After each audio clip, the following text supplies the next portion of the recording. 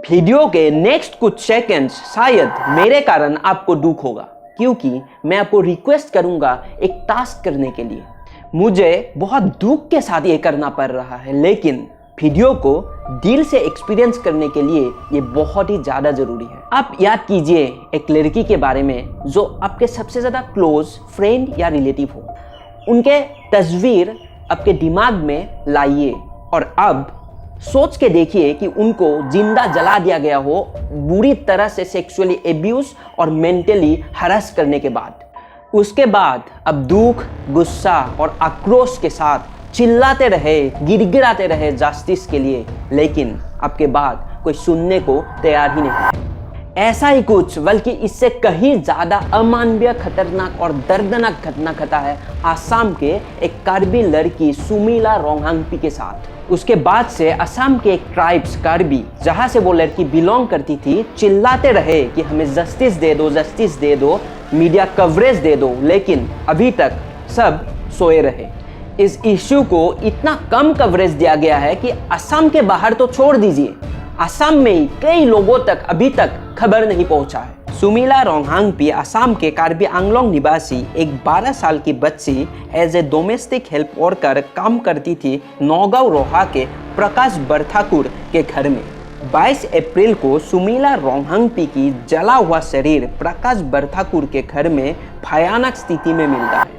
Neighbours का कहना है कि प्रकाश बरथाकुर और उनका बेटा नयन ज्योति बरथाकुर के द्वारा सुमीला को सेक्सुअली और मेंटली एक्सट्रीम लेवल में एब्यूज किया जाता था, और जब वो बच्ची घर जाना चाहती थी तो उनको जिंदा जला दिया गया। और नेबर्स की यही बात सच होता हुआ नजर आ रहा है जब सुमीला की मेडिकल रिपोर्ट में ये आया कि वो 12 साल की बच्ची प्रेग्नेंट थी। ये सब देखने और सुनने के बाद हम ह्यूमंस को शर्म आना चाहिए अपने आप पे, और एटलीस्ट हमें ये बोलना तो बंद कर देना चाहिए कि humans are the superior animal. अब मैं कुछ तस्वीरों को आपके सामने रखना चाहूँगा। Nirbhaya rape case, Hathras gang rape case, 2019 Hyderabad gang rape case, Shakti Mill gang rape case, ये कुछ भयानक इंसिडेंट है हमारे देश की। ये हर एक घटना के बाद लोगों के जो आक्रोश, प्रोटेस्ट और मीडिया कवरेज देखने को मिला था,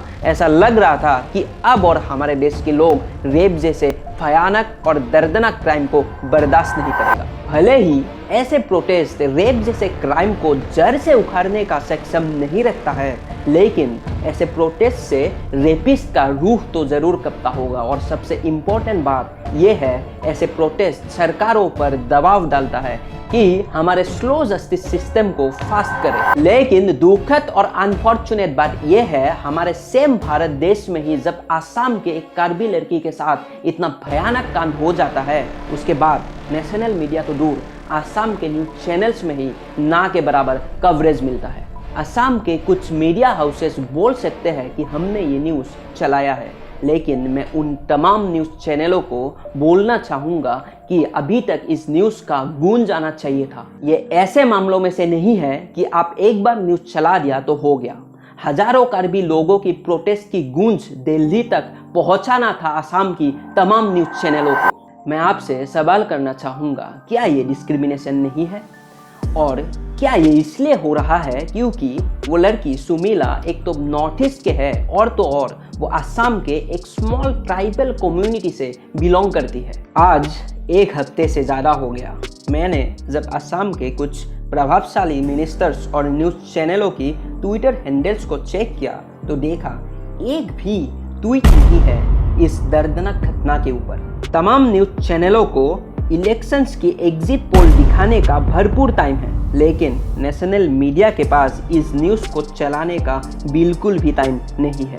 मैं आपसे गुजारिश करूंगा कि आप सुमीला के लिए नहीं सही, अपने बहन बेटियों के लिए आवाज़ उठाइए, क्योंकि इस समय इंडिया की हालत ऐसी है कि हर 16 मिनट में एक बलात्कार रिपोर्ट होता है, और तो और 99% क्राइम्स अगेंस्ट वोमेन रिपोर्ट ही नहीं होता है। और ये 16 मिनट में एक बलात्कार बहुत ही ज़्यादा भयानक और प्रोबेबल है कि ये किसी दिन आपके या मेरे फैमिली को भी टारगेट करे। मेरा ये वीडियो कुछ काम का नहीं, जब तक आप अपना आवाज नहीं उठाओगे। अब वीडियो को शेयर करे या ना करे, उससे ज्यादा फर्क इस बात का पड़ेगा कि आपके पास जो भी सोशल मीडिया अकाउंट्स है, व्हाट्सएप, फेसबुक, इंस्टाग्राम, यूट्यूब, हर किसी के थ्रू सुमीला के इमीडिएट जस्टिस के लिए गुहार लगाए और लोगों को मोटिवेट करे अपना आवाज बुलंद करने को, क्योंकि justice delayed is justice denied. अंत में बस सरकार को हम्बली रिक्वेस्ट करूंगा कि आपके बेटी बचाओ बेटी पढ़ाओ डायलॉग को बस चुनावी नैरेटिव ना बना के